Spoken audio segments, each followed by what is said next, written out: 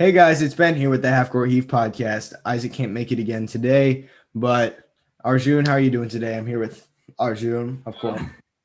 I'm doing pretty well. I don't He's know about you guys, but you know what? I just caught this. well, It's Kemba. I am wearing a I Jazz got to rep the Celtics. jersey. Gotta appreciate the man, the myth, the legend, but I also got the merch on under. So That's facts. I would wear the merch, but you know what? Then again, I just realized it's in the washer again. But you know what? it's gold. Actually, Ben, take this time to promote our merch. Go ahead and say what you got to say. Okay, before we get into our first topics, we've got to talk about this merch because it's getting cold, and I got a hoodie on that's only $24, and it says "Shut Up, Ben" on the back. And I know a lot of you guys want to tell me to shut up. A lot of people do. Trust me. So if you're uncomfy and it's cold outside, get you a hoodie. We also sell masks so you don't get that COVID. But anyways, without further ado, I think we can get straight into this action here. And of course, every episode until we run out of teams in the NBA, we're going to do a perfect offseason for every team, starting off with the Houston Rockets. Arjun, tell us your perfect offseason for the Houston Rockets. All right, so my perfect offseason for the Houston Rockets. I've got my first trade. I've got Russell Westbrook. I'm giving up Westbrook because I honestly think that he kind of hurts this team. Him and Harden are not a great duo. They don't really work. I don't see them working together. Westbrook, you got Covington and 2 first-round picks unprotected for Embiid, but also Horford. I would say Horford because it gives the 76ers – it's a pro for the 76ers. You get rid of Horford. You get rid of that dude's contract. Now, I've got a second trade, and I think the Rockets have a little bit of an empty space in that point guard position. So we've got PJ Tucker and Daniel House, and we're going to give that up for Eric Bledsoe. All right. Now, for the NBA draft, I'm looking at it. We don't have any picks at all. So move on from that.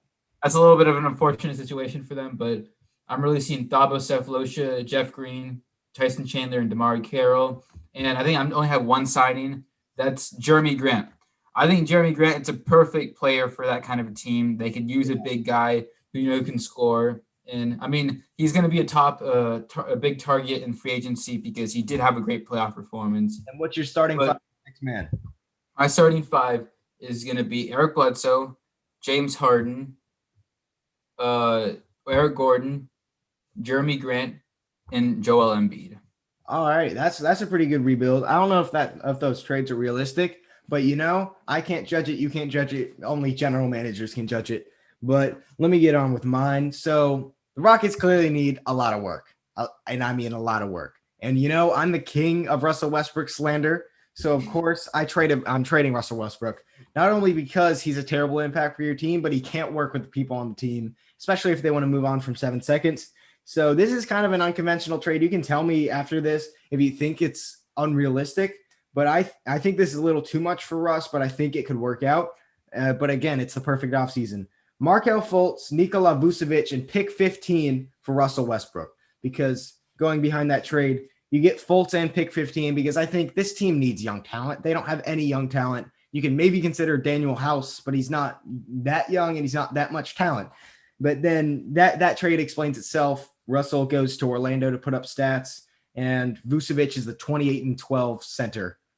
He can also shoot threes. So that's great for them. And then my second trade of 3 would be for Thomas Satoransky and Cristiano Felicio. Cristiano Felicio is the cap makeup. But then of course Chicago in that trade gets Eric Gordon, Chris Clemens.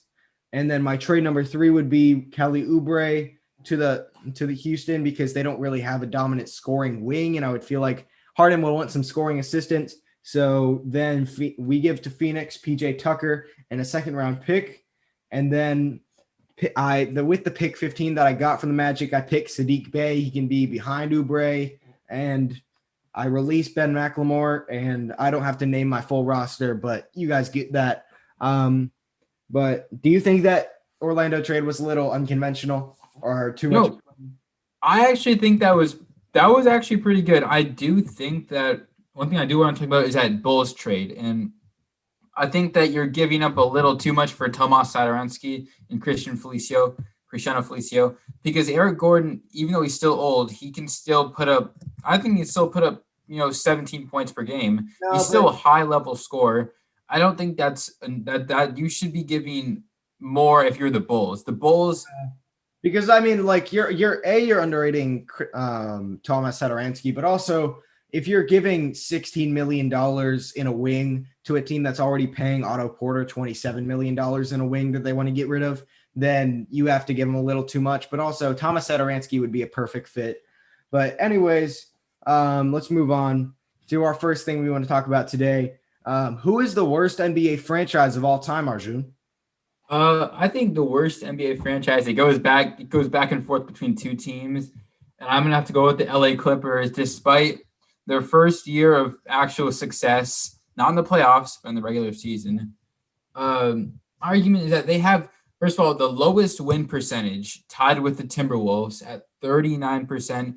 Now, the reason I'm gonna say that the Timberwolves aren't the worst franchise is because I legitimately think they were legitimate contenders with back in 2004 with Kevin Garnett and Sam Cassell. That was a dirty team. That was a really good team.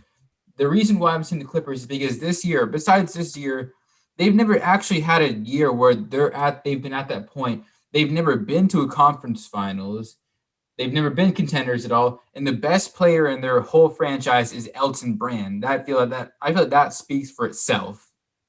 Yeah, so I think the Clippers are definitely in contention for that, but I think that they've contended too many years to be in that situation. I think they are the most disappointing franchise of all time because, I mean, they're a team in LA right next to the Clippers, and you'd think that team would be successful, but it's not. So that sucks. But I don't think they are because I think it's the Timberwolves. They had that one competitive year in, what was it, 2004? But other than that, this team hasn't done jack shit. They've had talent and they haven't done anything with it. But I mean, when you look at the Clippers, you look at the team that has had Lob City. They had Chris Paul, Blake Griffin, DeAndre Jordan. They had a very good team, and they've basically been contenders all of the 2010s for the most part. And the Timberwolves have barely been contenders in their franchise's history. And as you said, they're tied for the lowest win percentage. And also, the Timberwolves are going to be losing for longer because the Clippers have a guy named Kawhi Leonard on their team, and the Timberwolves just finished last in the league.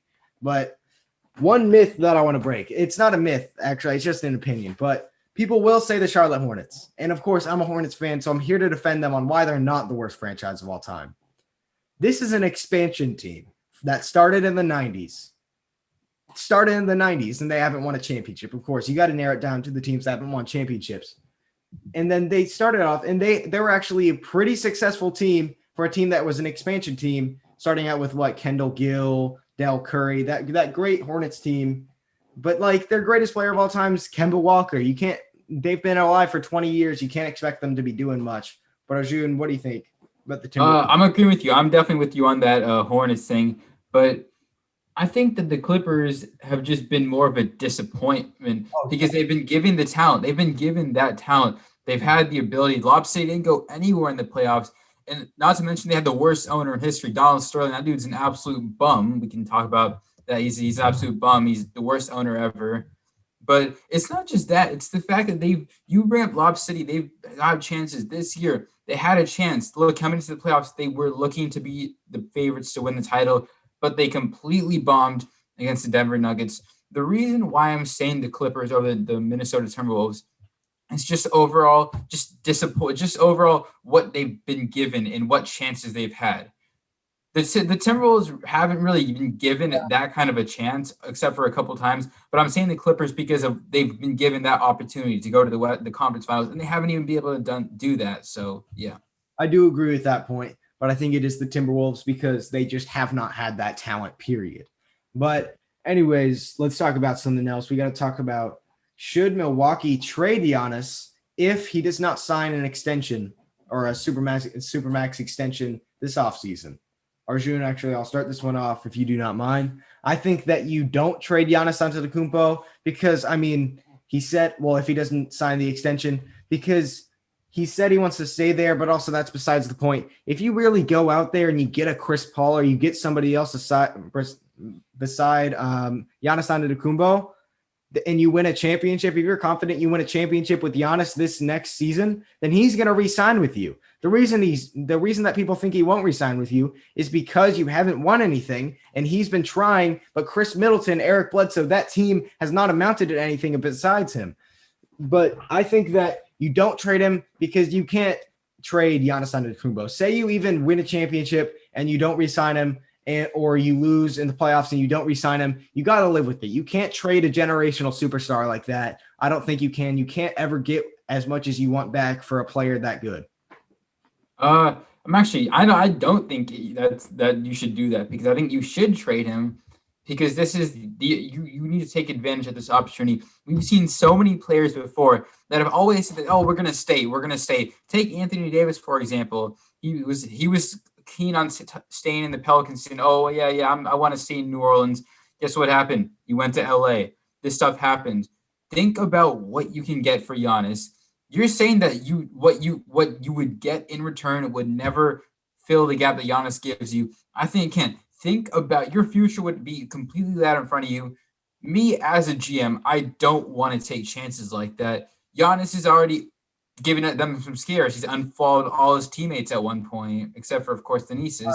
But he's given some scares, so I wouldn't take chances. No, so that's too much of a chance to take. Odds are if you trade Giannis, you won't get another player like him ever. I mean, he's the best player in the league, in my opinion. If not, he's top 3 and will be the best player. No, I know. It's not about player. No. So when you look at Giannis and you look at Anthony Davis, that argument said Anthony Davis said he wanted to stay in New Orleans. KD wanted to stay in OKC. But the difference is with New Orleans is that Anthony Davis was in a franchise that was like a 8 seed every year. They didn't even make the playoffs that year that Anthony Davis was there, his final season. So when you look at Giannis on a team that's been succeeding and a team that he is appreciated, also when you look at Giannis, he was the 15th pick in the draft, the skinny guy from Greece that everyone was doubting. Anthony Davis was the star-studded guy who had LA on his mind all the time. Giannis has said from the start of his career, they took a chance on me. I'm going to stay here. So when you look at that, you say, okay, this guy has some loyalty in his blood. Say, let's trade for him. Let's trade around him. And even if he doesn't sign this extension this offseason, we can win a championship with this roster. And if he leaves, we live with it, because you can't trade a player of that caliber. Ben, but that was just an example. In my opinion, there is no such thing as really loyalty in this day and age anymore. Loyalty is kind of a past thing. It's all about what team will get you the most bread, what team will get you the championship, what team will get you the most stats. That's what it's about. And I think that even if some players like Giannis, who I think has a great heart, he's very loyal to his team, I think it's still a day and age. It's a day and age where loyalty doesn't really exist, that it's not really a strong factor. If you have a chance to sign the guy, you don't trade him, because it's Giannis Antetokounmpo. I mean, no matter what you get via trades or via the draft, odds are you will never, ever, ever get a player like Giannis again on your franchise. So you need to capitalize and take him all you can and try to win a championship with him this year to pursue him, even if he doesn't sign a Supermax this offseason. But you're saying that when you do still sign him and you're taking that chance, you tell yourself that you have 1 year to win a championship, to gain Giannis's trust back. Because let's be real, if you don't re-sign him for a max or for an extension, and then you guys absolutely flop again in the playoffs, or not even just flop, you lose. But you lose in the playoffs, what are the odds that a guy like him, who knows that he has to if he can have GOAT potential, so you got to do what's best for your career. If you're going to keep losing in Milwaukee, then you just got to get out of there. No, the thing is, if I'm the general manager and he's like, okay, you have 1 year to win a championship with me or else I'm leaving, I'm taking the chances when I have the best player in the league on my team. I'm absolutely taking those chances. But I mean, when you said GOAT potential, he isn't going to stay somewhere where it would ruin his career. If he leaves and goes to Miami, he knows that'll kill his career. He knows how will it kill his career? You saw what happened to KD. KD was widely considered like one of the most loved guys in the league, one of the most loved superstars in the league. Left OKC to go to the team that beat him, and bam, his legacy was over. Everybody just talks shit about how he's a snake now. The same thing. Not anymore. Really. That was for like 2 years. Now he's still considered one of the greatest scorers of all time. I don't think that did kind of destroy his reputation. But let's be real. Do you think Kevin Durant's going to still have the same effect that decision is going to bring us just as much hate as Giannis joining Miami. I think that will be a very, very hated deal. I mean, if he gets traded, not as much, but still, if he signs there, woof, that will be bad. That will be very bad for his career. I mean, people have already dropped him on their lists from like third best in the league to seventh in the league for losing a playoff series. Imagine if he leaves for the team that beat him in the playoffs, the team that went to the finals. But anyways, we got to talk about something else. Let's talk about, should the Clippers pursue a third star, and which third star should they pursue? Arjun, you want to start this one off? Yeah, I think there's a hole that the Clippers are missing, and that hole is that point guard position. Patrick Beverley is not a great point guard in terms of all-around effect. He's just a great defender and, an annoying guy. But I think I've actually made a little trade for you, and I've checked to make sure it works. I'm proposing the trade where you give up Lou Will and Pat Bev for Dinwiddie and Garrett Temple. Now, I do want to explain to you why I think Lou Will has kind of outlived his usefulness, because Lou Will had kind of a disappointing year this season. He was projected to be the perfect sixth man. He didn't have a great season throughout the whole year. I think he was averaging around only like 14 points and like on like 45% shooting. He was still sixth man because not many bench players put up 14 points, but he was kind of a disappointment. And I think you can, getting Dinwiddie, you could feel that would be a huge position could be filled for the Clippers, because that's what they're missing: chemistry. And point guards provide chemistry. All right, I think that Lou Will coming off the bench is obviously a handicap. I don't know. I mean, it's preference that he wants to come off the bench, and that's great for him. But also, I mean, 14 points per game, you can't complain about that off the bench. And of course, it's worse than his past seasons, because his past seasons, he didn't have Kawhi Leonard and Paul George in front of him. He had nobody in front of him. He was himself. He was the Clippers. That's why they took that Warriors team that was fully loaded to 6 games back in 2018 or 2019. But I think that go on with your point. I just had to go on with your trade. I haven't heard your trade. Yeah, that was my trade. I think that Garrett Temple, I just put Garrett Temple in there because the Nets are a little stretched in terms of like salary cap, and Garrett Temple would provide. He's kind of overpaid, but he's a useful, solid bench player. Not that the Clippers really need another solid bench player, because they have a bunch of them. But wouldn't you agree that the point guard position adds the most amount of chemistry? If you're looking for chemistry, that's the position that you want to have a good guy. Yeah, but I would actually wonder myself if that's enough to make the deal with the Nets. I mean, Spencer Dinwiddie seems like he's very confident and happy being in Brooklyn, and he seems to be a hell of a lot better of a player than Lou Williams at this time. So I don't see why they would do that deal necessarily. Maybe they really like Patrick Beverley, but adding Patrick Beverley to a team full of 2 of the softest guys in the league, arguably, doesn't seem like the right move for me, as much as I love my boy Pat Bev. But what do you think about that? But Ben, wouldn't you say that Pat Bev that would be a great addition to that team? He'd have some toughness to that team. I don't think it's about I think making Kyrie and KD aren't that. They're not. That's the misconception. They're like soft like baby powder. Pat Bev is an extremely important piece to his team. He's that guy who's going to get the other teammates hyped up. I think that's exactly what they need. Man, that's not what they need. Pat Bev bringing his toughness is going to get him traded within weeks. I mean, Pat Bev. No, that's the thing. Teams love him. That's the problem. Left the floor and push over KD, thinking that it's just playing defense, and then KD will just start crying over there. He's all right. But I actually have a counter question to this, which is, do you think that the Clippers should trade Paul George? Shaq brought this up on his podcast, saying that they should trade Paul George for other pieces so that Kawhi can become the man.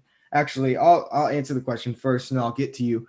I think that that's actually a pretty good deal. I don't like Paul George there, because Paul George, we've seen, he capitalizes when he doesn't see another star in front of him. We saw it in OKC in his MVP finalist season, when he saw that Russell Westbrook wasn't a clear star in front of him, and he saw that the team needed picking up. So he took the front role on that team, and he was an MVP finalist. So when he has Kawhi Leonard in front of him, of course he underperforms, and I don't like him under Kawhi Leonard, and I like the idea of having Kawhi Leonard being the number one option on the team clearly, because it puts more on his shoulders and he probably puts more effort into that game.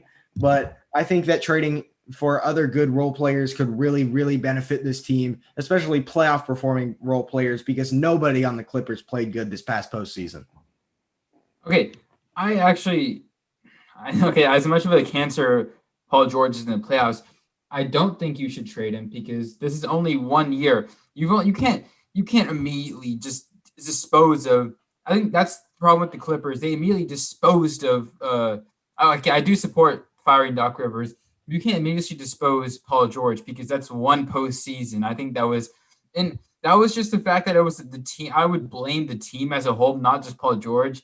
And it's just the fact that the Nuggets outplayed them, and the whole team wasn't at their best. So Paul George, looking at it, he gives you 5 rebounds, six assists, and 22 points on solid shooting. Now he can give you some good stuff on the offensive end and the defensive end. He's a unique player. I think you should keep him because he was a great piece to the Clippers. I mean, he was a great piece to the Clippers during the regular season. Yeah, he was a great regular season piece. You put the capitalization on the end of the point, which adds to my argument, which is that he's a good regular season player. He's not a good playoff player, but that's also besides the point. My point isn't that it's playoff P, because even though he puts up bad numbers for a superstar, it's bad numbers for a superstar. Like, he puts up good numbers in the playoffs. He averaged like 20 points per game this playoffs, 28 points per game last playoffs. I mean, like, he averages decent numbers in the playoffs, but they're disappointing for a player of his caliber. But that's besides the point. I think that Kawhi Leonard, when you assert him as the man, just like Shaq said, and like the guy who needs to score, we saw that in Toronto when, Kyle Lowry wasn't what he was last season, and VanVLEET and Siakam weren't what they were. They were role players, just like the trade is suggesting. But I do think, going back to the original point of this topic, I need to get my point in, which is that I do think they should trade for a third star. And this might seem a little biased because I do love D Rose, but I really want to see D Rose in LA getting a championship. If it's not with the Lakers, I want to see him on the Clippers. I feel like he would fit great with that team, especially if they signed other shooters on that team, because that's not a great starting 3-point shooting lineup, but I think that D Rose on the Clippers would be magnificent. If he goes to the Clippers or the Lakers, wherever he goes, if he contends, I'm cheering for him because I want D Rose to get a ring. But I think that arguably that might be the best fit for him in the NBA. Who doesn't want to see D Rose get a ring? But I think Paul George, this is too early to count out Paul George. I would give him one more year if he just flops again. Oh yeah, I wasn't suggesting D Rose for Paul George. I was suggesting more of like that Lou Will, Pat Bev package. But yeah, go on to your point. I know, but just in general, just trading Paul George, I think they shouldn't jump the gun. They should still keep him because I don't know. If I'm a franchise, I don't want to move too quickly when it comes to a guy like Paul George, who's a solid regular season player. He gives you good. He's not even solid. He's an all-star level player. He's a star level player. Okay, maybe borderline all-star, but he was a former MVP candidate. So I would give him one more year. Yeah, no, but just to end this off, I've said this multiple times. He's an MVP candidate when there's not a clear number one in front of him. And I still fully believe Paul George is a superstar in this league, and the slander has gone too far. But I actually want to move on here. I want to talk about, should the Warriors play this offseason conservatively or aggressively? Now, I think they should play this very aggressively, keeping 2 players untouchable on this roster, and that is Steph Curry and Klay Thompson. I would totally look open for a Draymond Green trade as long as it wouldn't break the hearts of the 2 that I made untouchable right there in my last point. But I think this Warriors team right now is terrible. It is terrible. It is, even if you add Steph and Klay back to this roster, it is a terrible that is actually not terrible, not as bad as they were last season, but they're probably a 6 seed, a 5 seed. This team with the starting, they have on their bench Michael Mulder, I don't even know his name, Juan Anderson. I don't even know half the players. Ask anybody on the street, they won't know half the players on this roster. You need to play this offseason aggressively. You need to get other pieces. You need to completely remodel the team besides the top 2 or maybe 3 players, because I bet they won't trade Draymond Green. But God, this team is bad and they need change now. Okay, Name all the good bench players in the 2016 Warriors. Sean Livingston, Yeah, who else? Kevon Looney, Andrew Bogut. They had a good. That's my point. You don't need an amazing bench for what you have in the starting lineup. You already have the two greatest shooting duo of all time. I think. Okay, I'm gonna get my point here. I think they should go conservatively because this is a team right now who I don't think your take that this team is a terrible team at the 6th seed is complete bullshit because you've already got two players who are the best shooting duo of all time. And first of all, you're underrating Andrew Wiggins. I get it. He doesn't have a winning history, but he's maintained a 22 point per game average with efficient shooting. He was hyped up to be the next LeBron James in the draft. Everybody's going to be hyped up. And he delivered. He didn't deliver on that thing, but he's a 20 point per game scorer. You've got Draymond, who, okay, he's a little washed, but he's still a solid defender. This team is a 3 seed. I think a 3 seed or a 2 seed. You're underestimating the offensive impact that this team has on the game. Let's talk about who's that offensive impact. Let's talk about defensive impact. Let's talk about Andrew Wiggins, in fact.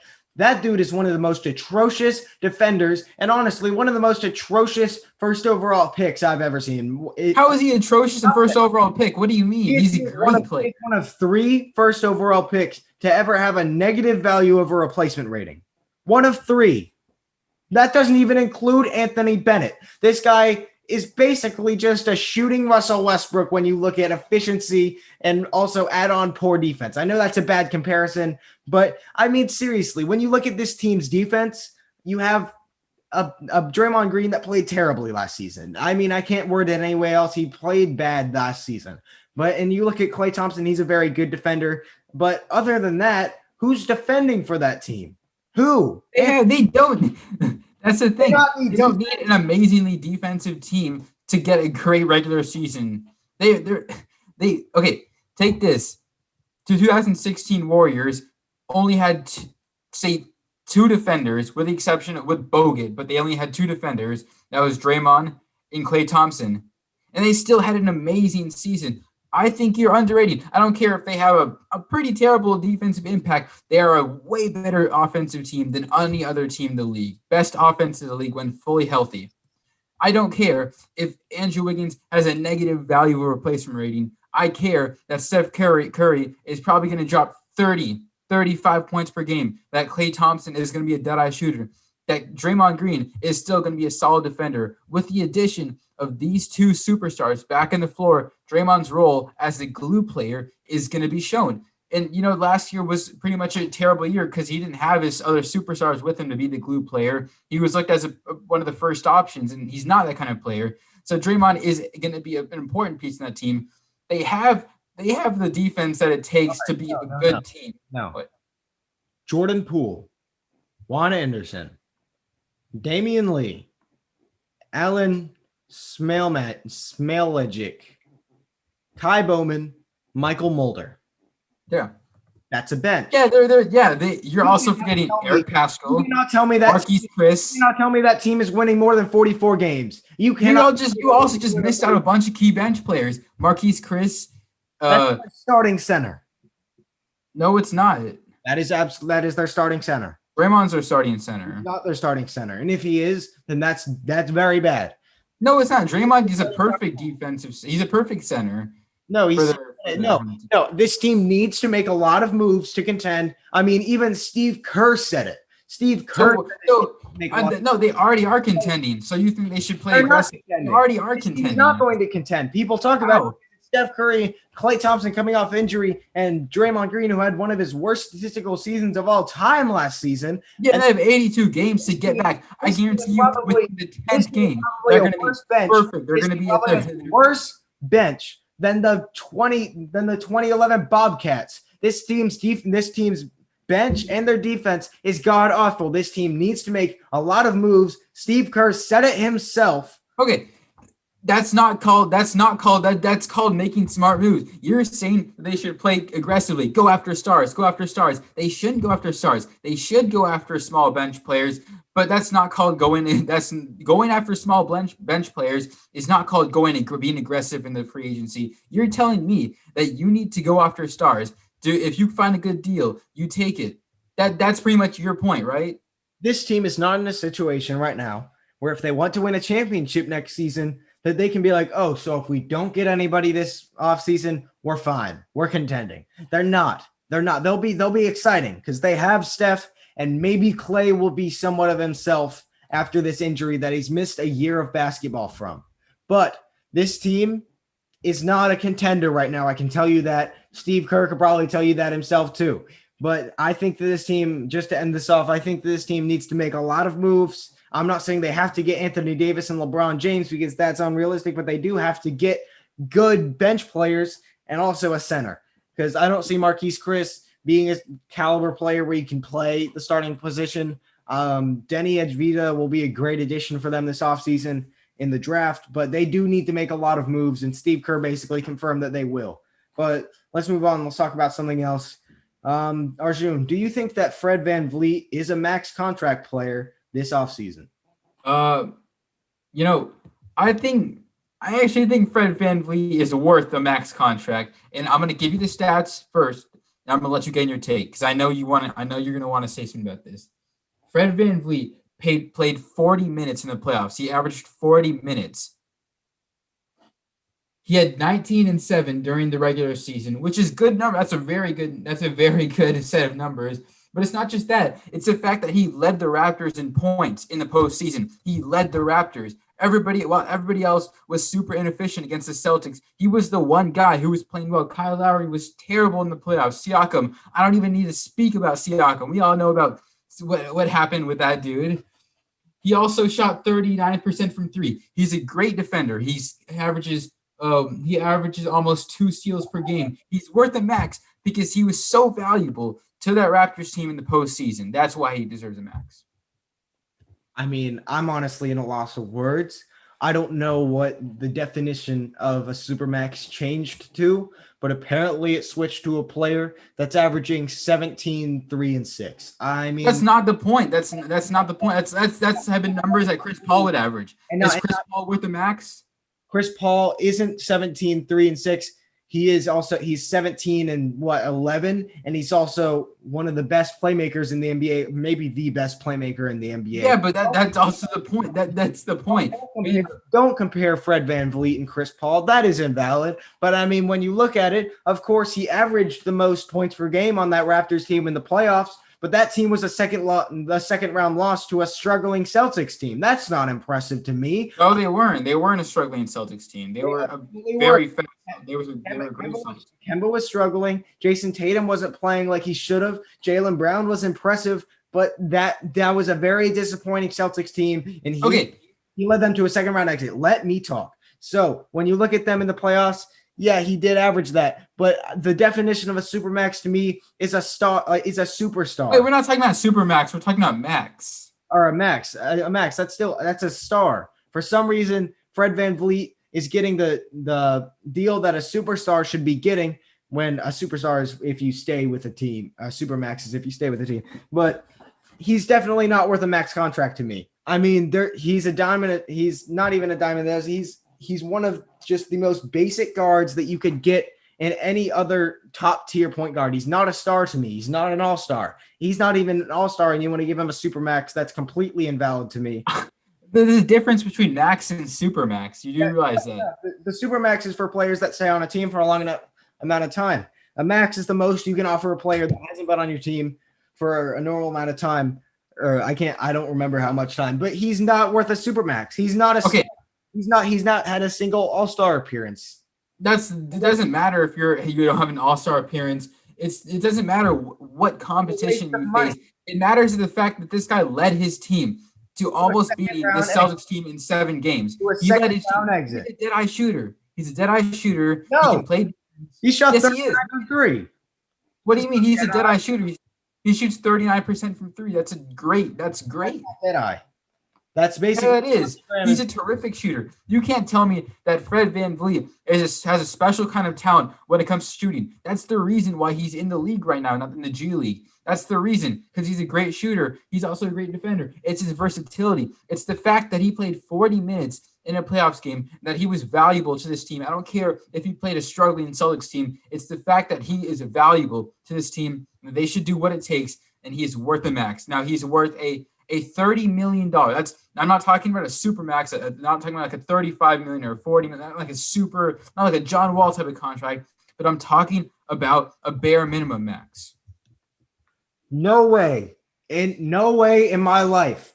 If I pay a guy averaging 17 and 6, who's not even that great of an impact when you look at the stats, $30 million, I'm retiring from the job and I'm never watching basketball again in my life. Now, he is a valuable player. He's about $20 million to me, but he is no way possible a max contract player. That is clear. That is, I don't have words for you, Arjun. It's clear that our definition of max contract player is different, because I see max contract player as the type of player that you need to do what it takes to keep, and what you need to do whatever it takes to keep this guy, Fred VanVleet, if you're the Toronto Raptors. My closing statement is that Fred VanVleet was the most important guy in the playoffs for this Raptors team. They won the championship earlier because this guy came up big in the finals. Ben, we all know what he did in the finals. He was one of the big reasons why they beat the Warriors, adding on to Kawhi Leonard. But this guy is important to his team. And the stats in the regular season, you're taking out regular season stats. I'm talking about the impact. I'm not saying that he's some bozo that doesn't deserve to be in the NBA. He did have a great performance, which you denied a couple episodes ago about Fred VanVleet's impact in that finals, and he was very impactful. And then you look at this season, he had a pretty good season. You know who is worth a max contract on this roster? Pascal Siakam. That's it. I mean, Kyle Lowry, I'm pretty sure Kyle Lowry already has the max, but like Kyle Lowry, when he was younger, deserves the max. I wouldn't pay him it right now, even though he already has it, because of course. I would say that Pascal Siakam is worth the max, but after what happened in the playoffs. No, and there's no way that I would pay Fred VanVleet and Pascal Siakam the supermax. That's a waste of money. You're not going to be able to get anyone else. But anyways, we've drawn our conclusions on this. Let's talk about, would being traded to Miami ruin Giannis's chances of being a top player all time? Now, this is actually pretty tricky, but I mean, to me, you can just look at Kevin Durant. That's basically all you got to look at. I think that a trade to Miami of all teams, or a signing with Miami, would ruin his chances of being top 10, top 5, even to go whatever he can be. He can be anything he wants in this league. He has that potential and he has that talent right now. But I think that if he does get traded or he signs with Miami, the team that beat him in the playoffs this year, his chances of having a good legacy in the NBA to the normal fan will be ruined. I mean, we saw it with KD. He still gets called Cupcake and Snake to this day. There was an entire diss track on him by Lost and Unbound on YouTube because he left just to go. Yeah, because he joined a 73-win team. Yeah, and I mean, Giannis joined the team that beat him in the playoffs. That's exactly what KD did. It's a cowardly move, and if he goes, it's not the same thing, though. It's not the same. You can't put that in the same definition. But keep going on. Go on. No, I mean, Giannis. It's every time. I mean, every time a star leaves a team, this is the thing that happens. I don't think it's right. I don't think it's right at all. But every time a star leaves a team, then the public media will go, "Oh, this guy's a snake. This guy's this." But then when a team trades a player, the organization's some great organization. But I mean, it will. I don't think it's right, but it will ruin his chances of being considered by the public as a top 10, top 15 player at the end of his career. If he leaves to go to a Miami, none of his rings will be counted as valid. And I mean, that's all I got to say about that, Arjun. What do you got to say? Okay. My argument is that I disagree with what you're saying. I see your point that it's happened before with KD, but I'm going to use a LeBron reference. A LeBron reference is that LeBron stayed with Cleveland in 2 different eras. He stayed with them even though they were doing he was with a terrible team. And that's one of the main reasons why his legacy is so tainted, because of his loss in the finals. I see it more as a positive impact because LeBron has been in the final situation. He's lost so many times with the team. He when he was in the Lakers, he when he was in the Lakers, he didn't even make the playoffs. My point is that if Giannis gets more rings are the key. Rings, in my opinion, are the key to being in a solid GOAT debate. Bill Russell has 11 rings, and he's pretty damn high in that GOAT debate, even though he's not a great offensive player. He's a terrific defensive player, but he's not a great offensive player. But this guy he's stacked with rings. My point, again, adding on to that, is that just the fact that even if Giannis is labeled as, some guy who's a ring chaser, he's not going to a 79-win team. He's not going to 73 win team. That's my bad. He's not going to a super team. He's going to a Miami Cinderella team, a team that has young players. It's a team. I don't see the same reaction that happened to KD happening to Giannis in this situation. Ben, what do you have to say about that? I mean, like, that is what I would believe if that happened. Like, I would believe, like, oh, good for him. He's going to Miami. That's a good team. And it's not, but like, the media is rough. I mean, you saw it with Paul George. Paul George literally came out with his depression, and people then started to slander him for his bad playoff performances. People will not hold back, especially on the top tier players. When you're at the top, people will want to hate you. I mean, that's generally what happens. I know this is a little off of basketball, but like, if you're Giannis and you go to Miami, you go to South Beach to join a team that is young and shouldn't be in the finals, but they just went to the finals and beat you in the playoffs, the public media will kill you. I mean, like, it won't literally kill you, but it will mentally and emotionally kill you. I mean, that's my take on it. But generally, let's move on from this. Let's talk about Tim Duncan and Kobe. We've been waiting for this one, and this is generally pretty controversial among people. But who is better all time, Tim Duncan or Kobe Bryant? Arjun, take us off. All right. I think that Kobe is the greater player of all time. No doubt Tim Duncan is one of the most underrated superstars of all time. But I'm going to give you my stats, because Kobe, throughout his history, has just had more impressive offensive stats. He's been a better offensive player. He shoots with incredible consistency despite being the number one option for a good amount of his career. Despite having he's also carried a team with Luke Walton, with a terrible team. Luke Walton, I don't even know who the rest of the guys are, and almost beat the second greatest offense in history, the Phoenix Suns, back in 2005 in the playoffs. This is a guy who averaged 25. Tim averaged 20 over the careers. Kobe has had a higher true shooting over his career. He's been a way higher usage player on his team. He's more offensive win shares, and it has a higher offensive box plus minus. Let's look at achievements. Kobe has had more all-star appearances and first-team placements. His 2009 and 2010 rings, despite having Pau Gasol as that kind of a player, he had to take out an extremely stacked Boston Celtics team. And I see those rings were more impressive than Tim Duncan's 2007, 2014 rings. Okay. And wait, no. I'm almost finished. He's a two-time scoring leader, and Kobe has had more all defensive teams than Tim Duncan. All right, you messed around and said some of the dumbest shit I've ever heard. If Kobe listened to your argument right now, he would be disappointed because of how stupid of stuff you brought up. You brought up points per game.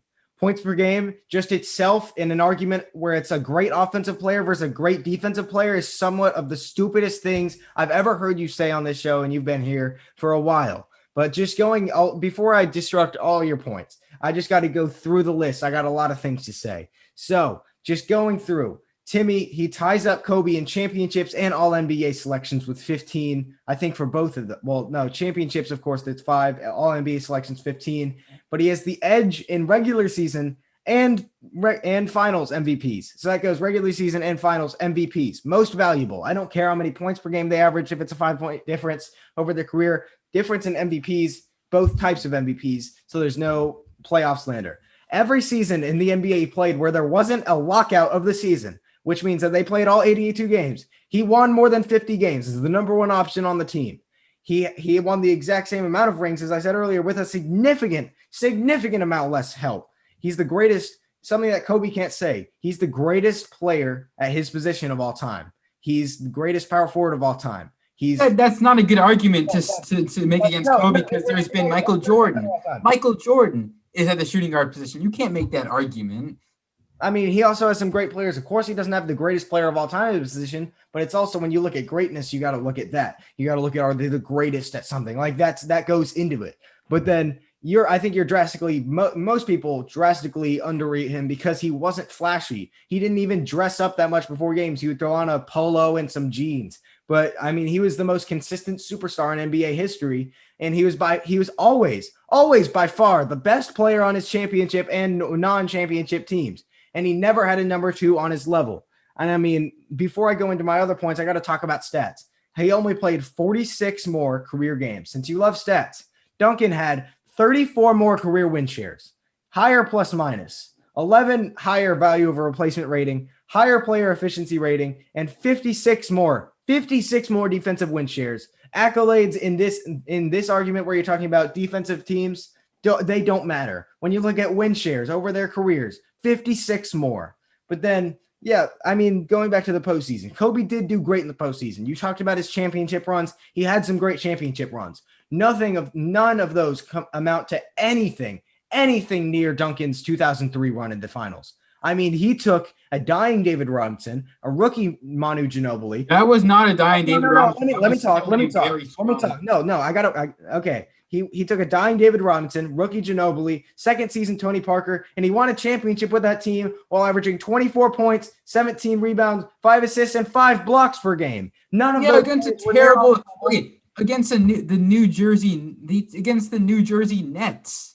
He was that was not a great team. Finals team. It is a finals team, a team in the finals, and then he went there and he went to the finals and averaged 27.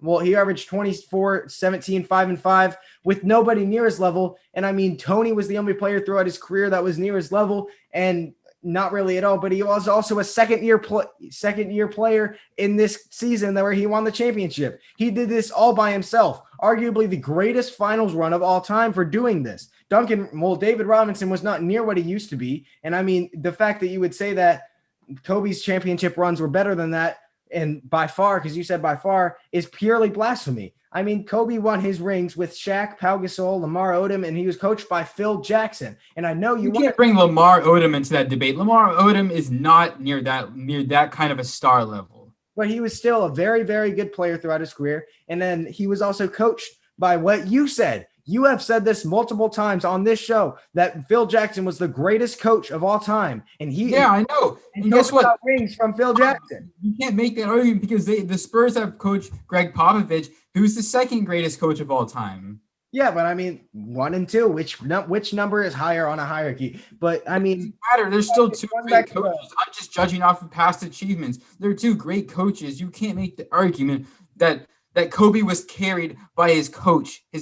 You're saying that his coach carried him. Just let that sink in. I'm not saying that he carried him, but I'm saying it helped out. In a way, you are. You are saying that he had the advantage over Tim Duncan. Carrying.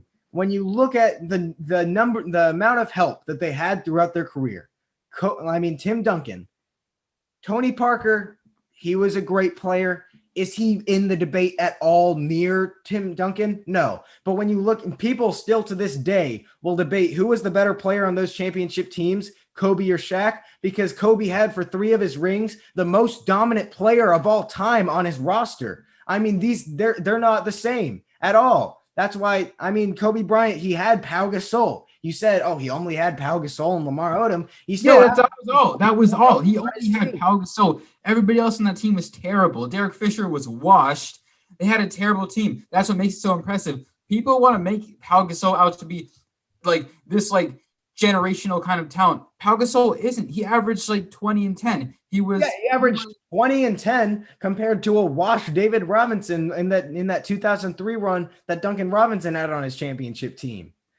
And he wasn't a washed David Robinson. It was his last season in the NBA. He was completely washed. It doesn't matter if he's washed. He's still one of the greatest defenders of all time. He's still one of the most versatile players. You can't tell when that is the second best player when that is your first option compared to you on your team. That is miles more impressive than Pau. So wait, okay. I want to You're telling me that because of Duncan's impact, his impact on the defensive end, you're going purely off of the defensive end and just championship help. You see, I'm gonna tell you where you're wrong by the championship help, because he did have help with Shaq. I'll give you that. And the misconception that Shaq carried Kobe is so false, because he didn't. Both players needed each other. It's still an active debate today that people have, compared to nobody has ever said, nobody has even thought of saying that Tim Duncan was close to being carried on any.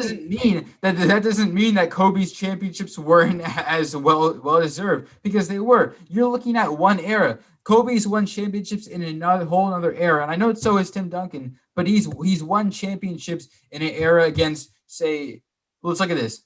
A 2008 Boston, not 2008, a 2010 Boston Celtics team that had they're going to be four future Hall of Famers, and he beat them with only Pau Gasol on that team. He had an all right Lamar Odom. He had an all right Derek Fisher, but that wasn't a great team. It was only great because Kobe made it. I can guarantee you, if you take Kobe out of the team, the way he impacts the team offensively goes far beyond the way Tim Duncan impacts a team defensively, because what Kobe brings to the table is there's no way you can guard Tim. There's no way you can guard Kobe. There's no person on this earth that can guard him. He's such an offensive talent. He is his skill level. That's why he's inspired a whole generation of people, because he's so good on the offensive end. That outweighs everything Duncan's done on the defensive end.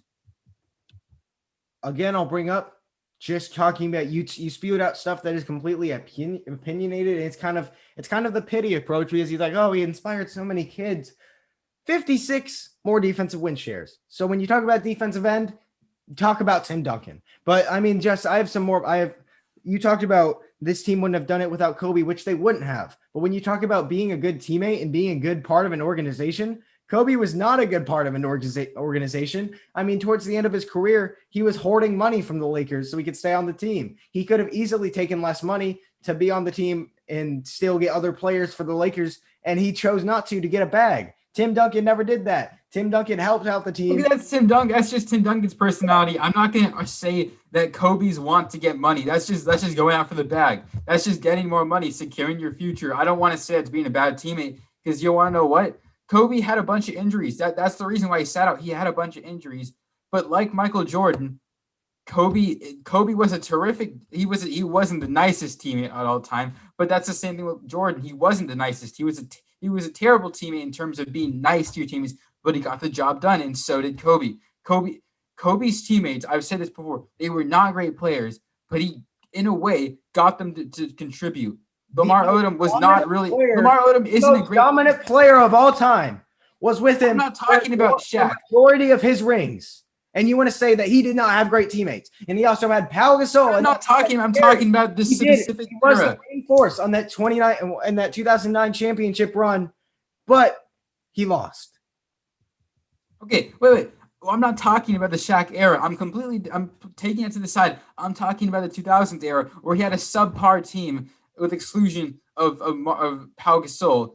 He had he had that kind of Jordan mentality where he wasn't a bad teammate. He got guys like Derek Fisher to actually contribute. Derek Fisher was a huge player for that team in the playoffs. He made some great plays, and that's because of Kobe. They weren't great players, but they made great plays. They contributed. Because of Kobe. How is that because of Kobe? Tell me. Because of his offensive impact. That's because of Kobe, because he inspires his players. He's tough on his players. You could say, okay, how can he possibly be inspiring his players? That is not a part of a greatness impact. That's not a thing. It is. No, I mean, it's called making your team better as a player. It's called making your team just because of you. You're taking your talent and taking what kind of a person you are and making that team better. That factors into greatness. Is there a stat for inspired players per game? Absolutely not. That is one of the worst. That's not what I mean. It's talking about the impact that you have on your team. Jordan had that same kind of impact that Kobe had. You know exactly what I'm talking about. Tim Duncan never had a season where there wasn't a lockout where he didn't win more than 50 games. Never missed the playoffs. Kobe missed the playoffs a fair share himself. Yeah, because that's a fair art. that you can't blame that on Kobe. He had a terrible team when he missed the He playoffs. could have taken less money and let the Lakers, the team in Los Angeles, get more players around him, but he chose to get a bag, which is Yeah, that's what's wrong with that. You're his getting a bag. fault. As a player who is also rich, you can't blame the team not on Kobe because that's a big part in Kobe's favor. But I think we got to move on here. We got to move on to our last topic. Let's talk about if you could have one player in the league to build around in the NBA, who would you choose? Actually, I'll start this one off. I think I know who you might choose, but I'm going to choose Luka Doncic.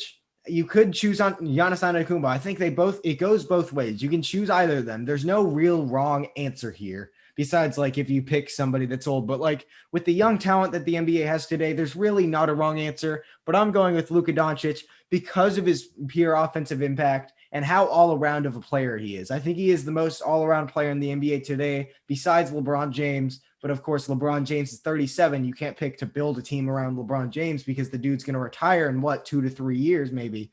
But I think that Luka Doncic, he's a great playmaker, which Giannis doesn't have with him.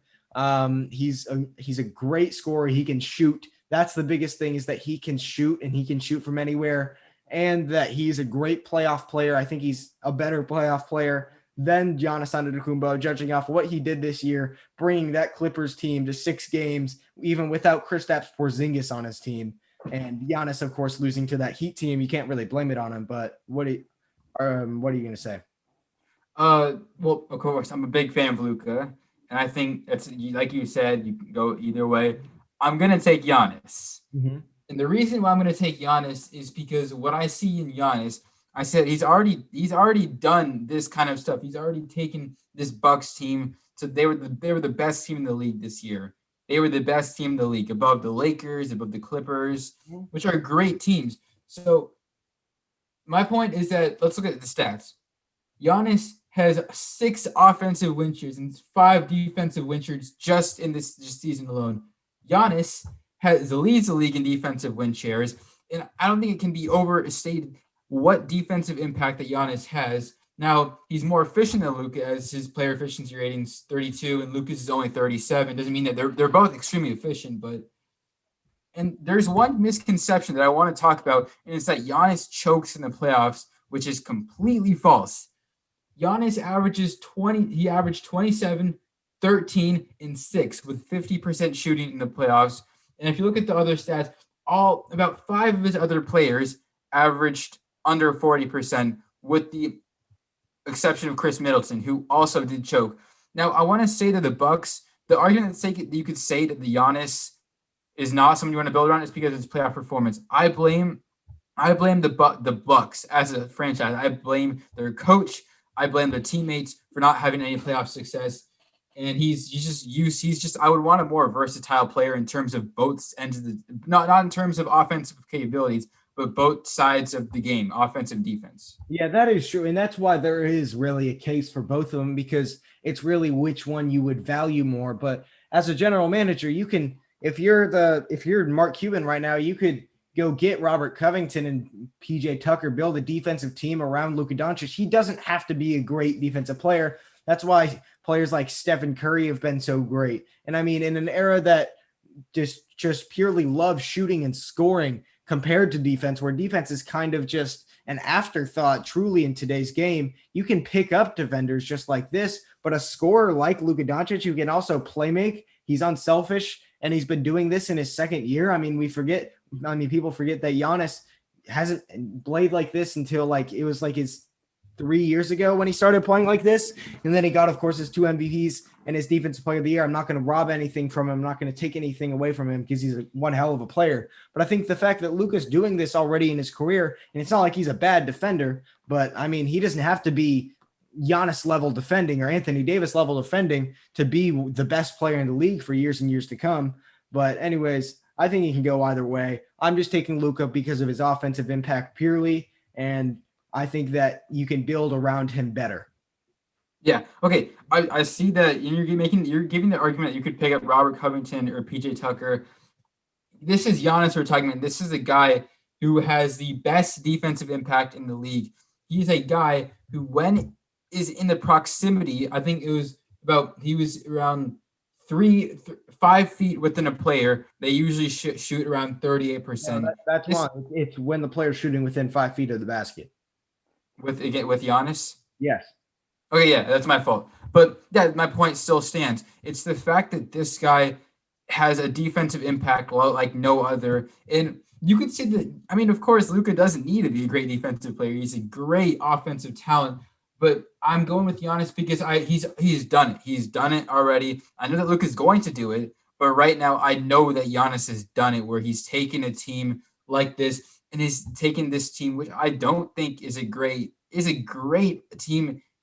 It's not the best team in the league, but he's taken this team and he's given it the label as the best team in the league. No, because the best team in the league is the team that won the championship. And No. I'm saying that just in general, the best team in the league is.